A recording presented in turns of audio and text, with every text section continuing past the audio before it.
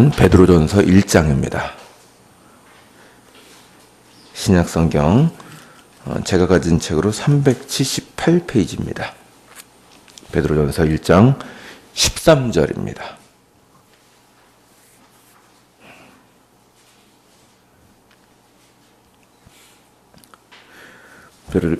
베드로전서 13장 1절부터 16절까지를 13절부터 16절까지를 한 절씩 교독하도록 하겠습니다. 한 절씩 교독하도록 하겠습니다. 제가 먼저 읽겠습니다. 그러므로 너희 마음에 허리를 동이고 근신하여 예수 그리스도께서 나타나실 때 너희가 가져다 주실 은혜를 온전히 바랄지어다.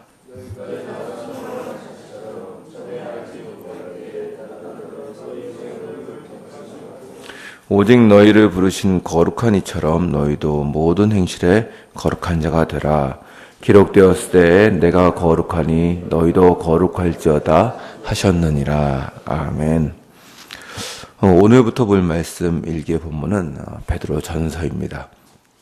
오늘은 베드로전서에 대한 첫 시간이니까 잠시 대략적인 서론을 좀 살펴보도록 하겠습니다. 베드로전서의 저자는 예수께서 이 땅에 계실 때 그분을 전심으로 따랐던 수제자 베드로입니다. 그것은 베드로전서가 스스로 증명하고 있습니다. 1절을 한번 보시겠습니다. 베드로전서 1장 1절부터 2절을 제가 읽겠습니다. 한번 보십시오. 예수 그리스도의 사도 베드로는 본도, 갈라디아, 갑바도기아, 아시아와 비두니아에 흩어진 나그네 곧 하나님 아버지의 미리 하심을 따라 성령이 거룩하게 하심으로 순종함과 예수 그리스도의 핏부림을 얻기 위하여 택하심을 받은 자들에게 편지하노니 은혜와 평강이 너희에게 더욱 많을지어다. 아멘. 1절을 보시면 예수 그리스도의 사도 베드로라고 자신을 소개하고 있습니다. 그러므로 이 서신을 쓰는 저자가 베드로 사도인 것을 말하고 있습니다. 그렇다면 이 베드로의 서신을 받는 수신자, 편지를 받는 사람은 누구일까? 역시 1장 1절에 기록되어 있습니다. 여기 보면 본도, 갈라디아, 갑바도기아, 아시아와 비두니아에 흩어진 나그네라고 말하고 있습니다. 여기에 언급된 5개의 지명 모두 당시의 소아시아 지역에 속합니다. 이 소아시아 지역에 있는 성도들에게 쓰는 서신인데 특별히 여기서 기억하셔야 할 것은 이들을 나그네라고 부른다는 것입니다. 이 나그네라는 말은 여러 가지 의미를 가질 수 있겠습니다.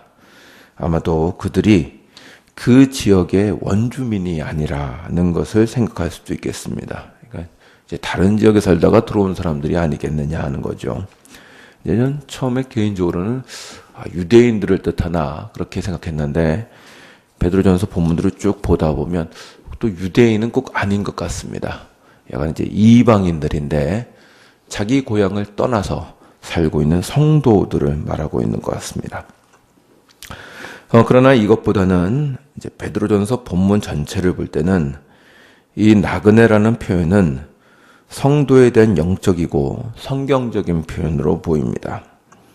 히브리서에서는 성도들을 하늘의 본향을 향해서 가는 사람들이기 때문에 이 땅에서는 방황하고 있는 나그네로 표현했습니다.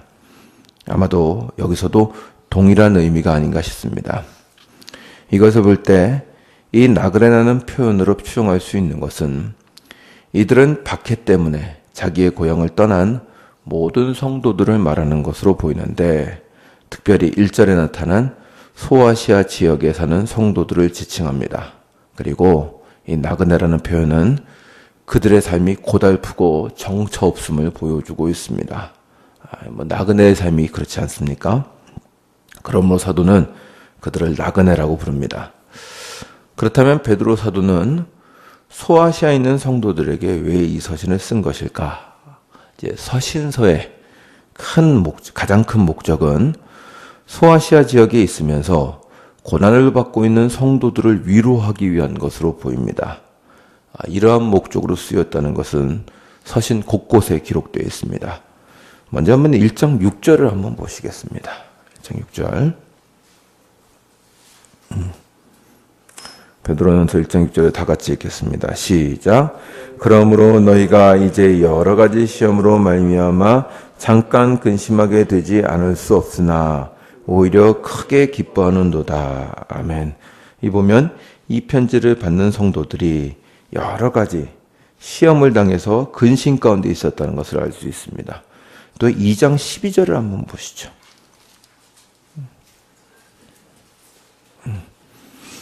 2장 12절을 다 같이 읽겠습니다. 시작.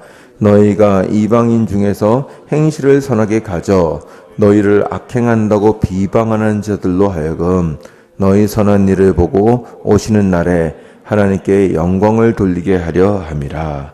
아멘. 여기서는 이 성도들이 무고하게 악을 행한다는 비난을 받았다는 것을 알 수 있습니다. 또 3장 16절을 한번 보시죠. 베드로전서 3장 16절입니다. 다 같이 읽겠습니다. 시작. 선한 양심을 가지라. 이는 그리스도 안에 있는 너희의 선행을 욕하는 자들로 그 비방하는 일에 부끄러움을 당하게 하려 함이라. 아멘. 성도들이 선하게 삶에도 불구하고 이들을 애매하게 욕하는 사람들이 있었다는 것을 알 수 있습니다. 이 구절들은 일부만 모은 것입니다. 더 많은 구절들이 지금 성도들이 고난받고 있다는 것을 알려줍니다.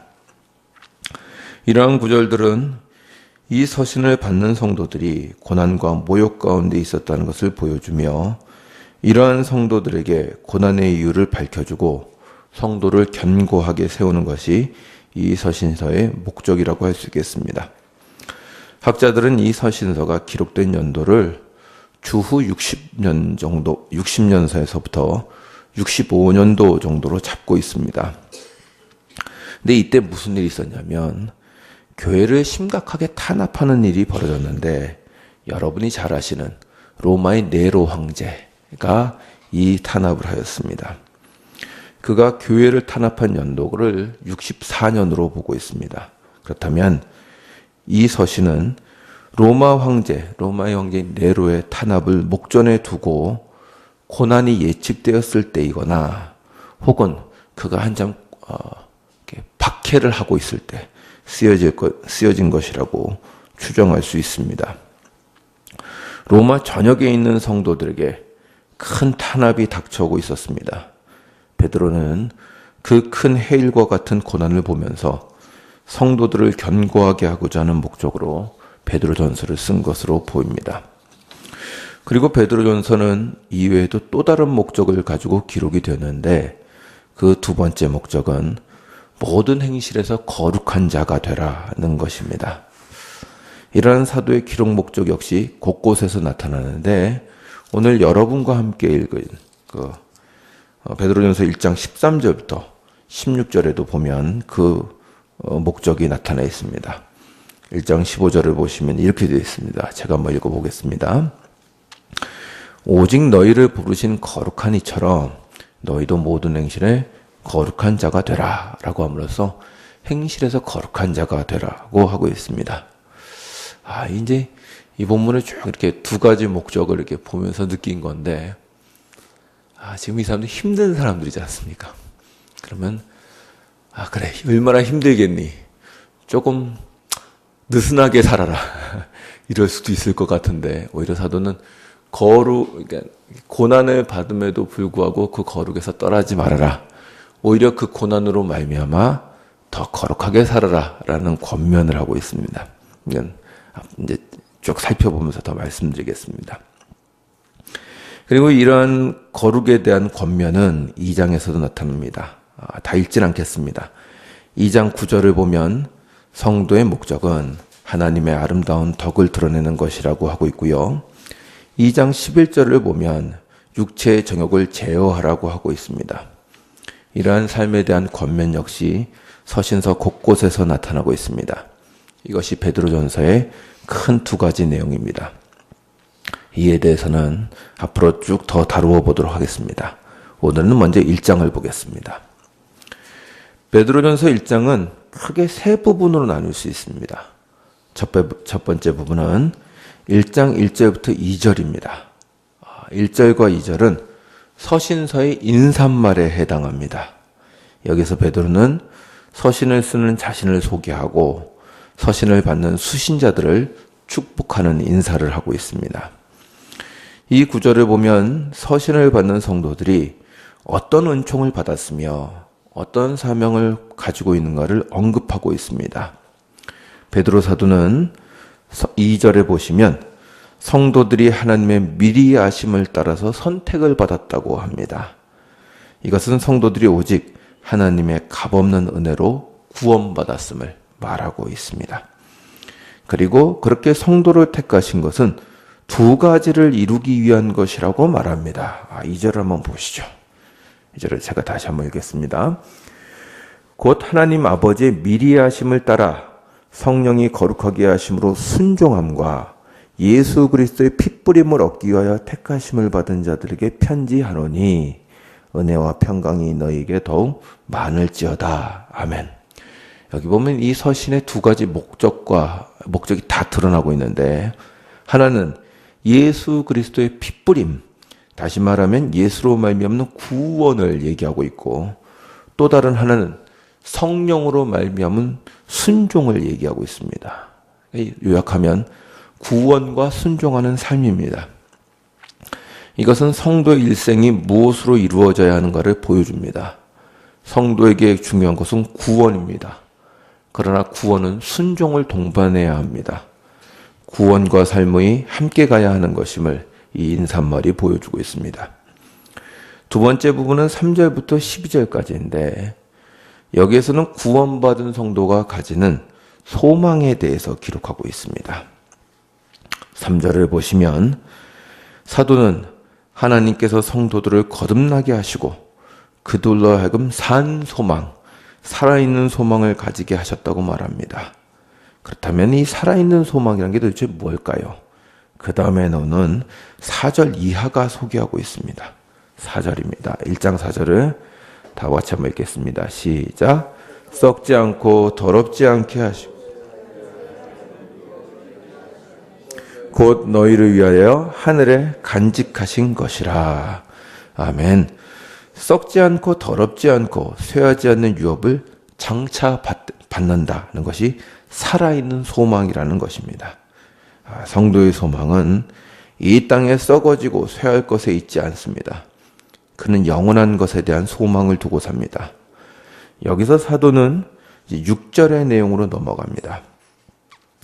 성도는 영원한 것에 소망을 두고 있기 때문에 이 땅의 고난을 감당할 수 있다는 것입니다. 6절을 한번 보시죠. 제가 읽어보겠습니다. 그러므로 이제 너희가 이런 소망을 가졌으므로 너희가 이제 여러 가지 시험으로 말미암아 잠깐 근심하게 되지 않을 수 없으나 오히려 크게 기뻐하는도다. 아멘. 여기서도 하늘의 소망을 가진 성도들은 이 땅의 고난을 감당할 수 있다고 얘기합니다. 이 땅에서 성도가 당하는 고난은 크게 두 가지 특징이 있습니다. 6절에 나타나는데요.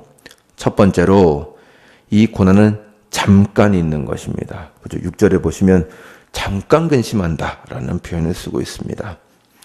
이것은 성도가 장차 받을 영광에 비해서 고난이 지극히 짧은 것임을 말하고 있습니다. 영광은 영원하지만 고난은 일생의 시간에 국한되기 때문입니다. 두 번째로 7절을 보시면 이 고난은 고생스러운 것이지만 오히려 이 고난으로 인하여 성도는 칭찬과 영광과 존귀함을 얻게 될 것이고 결국 영혼의 구원을 받게 될 것이라고 말합니다.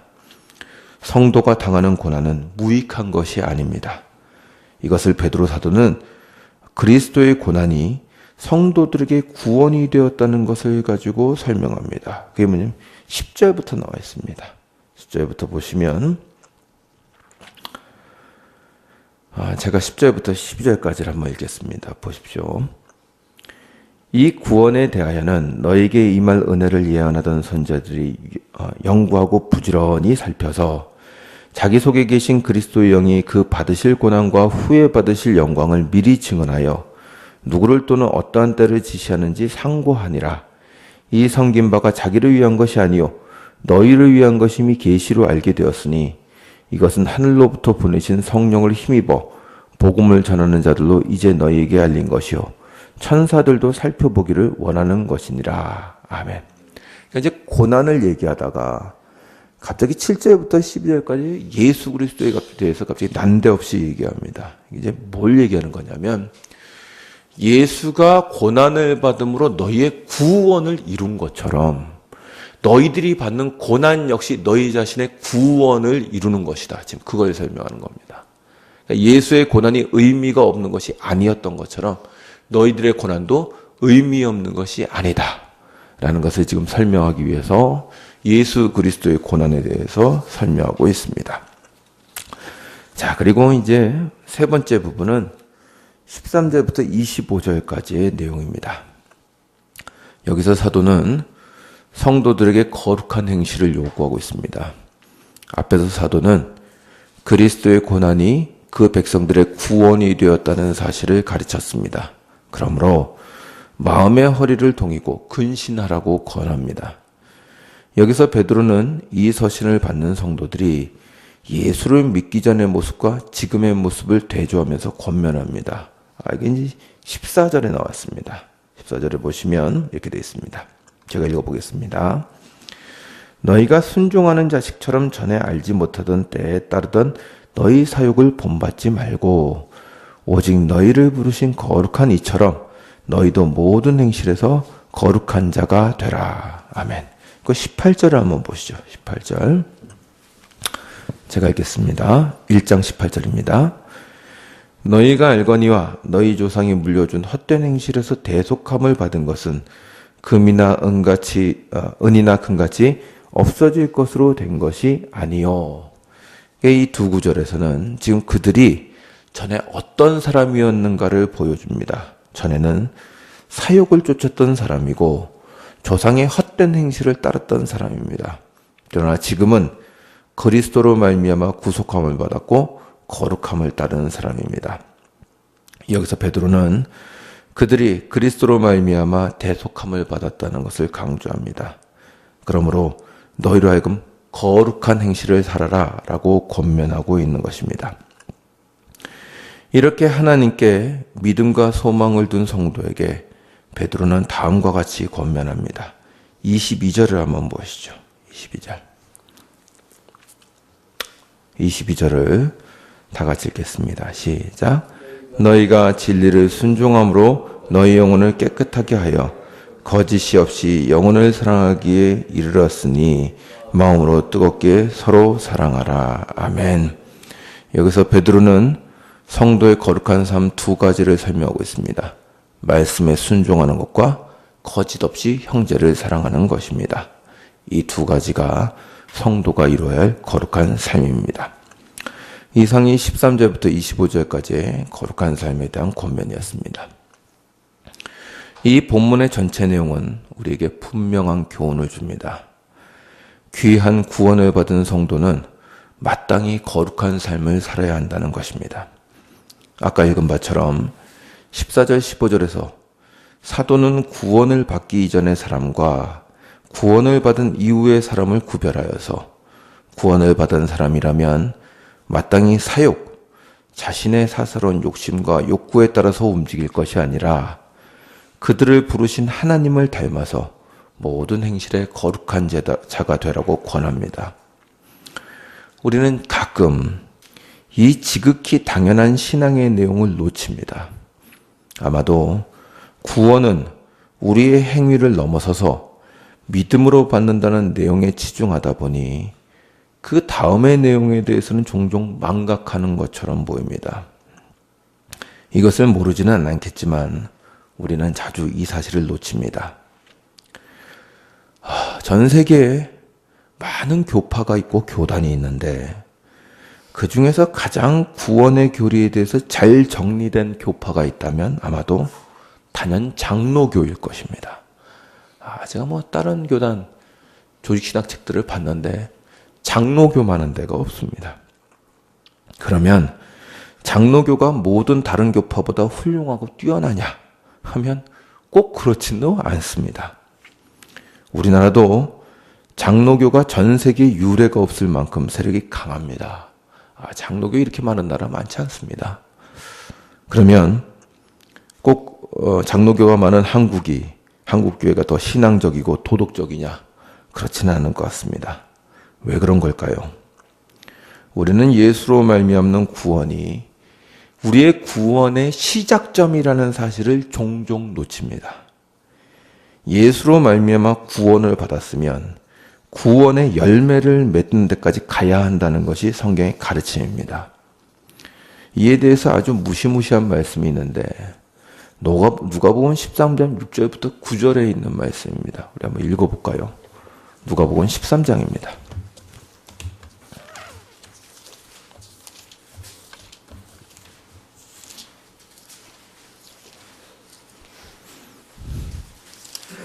누가복음 13장 6절부터 9절입니다.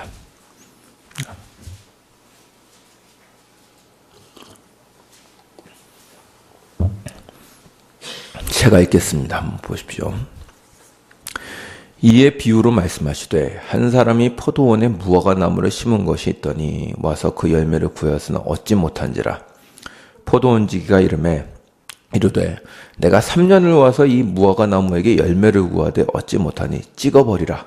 어찌 땅만 버리게 하느냐. 대답하여 이르되 주인이여 금년에도 그대로 두소서.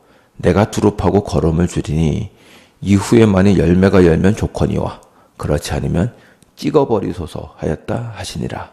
아멘. 무화과 나무를 심은 건 열매를 맺기 위한 겁니다. 무슨 관상용으로 심은 게 아니라는 얘기입니다. 그런데 나무가 커지고 무성해지는데 열매는 없는 겁니다. 주인이 냉정하게 말합니다. 찍어버려라. 왜 땅만 버리느냐. 그러자 포도원지기가 말립니다. 주인님, 제가 잘 좀 돌봐주겠습니다. 좀 기다려 보시고 그때도 열매가 없으면 찍어버리십시오. 아마도 이 비유의 주인공이 되는 사람들은 유대인들 중에서도 이방인들을 비난하느라고 자신들의 열매 없음을 돌아보지 않았던 유대인들의 종교 지도자들과 그와 같은 사람들이었을 것입니다. 나는 유대인이니 혈통적으로 천국은 보장된 것이라고 안일하게 사는 사람들입니다. 그에 대한 경종입니다. 하나님이 원하시는 것은 열매라는 것을 보여줍니다. 남 무화과 나무야. 백날 떠들어도 소용없는 것입니다. 무화과 열매를 맺어야 하는 것입니다. 나는 성도야. 집사고 장로고 목사야. 그랬더니 옆에 있는 사람이 그래? 난 전혀 몰랐는데 이건 문제가 있는 것입니다. 어쩐지 좀 다르더라. 이 얘기를 들어야 맞지 않겠습니까? 자, 1년이 또 갑니다. 어떻게 사셨습니까? 물론 우리는 매년 후회합니다. 그건 역시 또 우리의 모습입니다. 그러니 우린 매년 은혜를 구하는 거 아니겠습니까? 그러나 은혜를 구하면 모든 것이 된다는 생각으로 너무 안이하게 매년을 넘어가고 있지는 않습니까? 나는 원래 이런 사람이야. 그러니까 봐주실 거야. 라는 생각을 하고 있지는 않습니까? 물론 주님은 우리의 모든 것보다 크신 분이십니다. 변함없는 은혜를 매년 주실 것입니다. 그렇다면 이 은혜를 받은 자로서 우리가 열매를 맺고 있는지를 고민해 봐야 하지 않을까 싶습니다. 그렇게 한번 1년을 돌아보시고 내년 1년을 또 마셨으면 좋겠습니다. 그렇게 우리 자신을 돌아보고 하나님께 은혜를 구하는 이 시간이 되었으면 좋겠습니다. 기도하시겠습니다.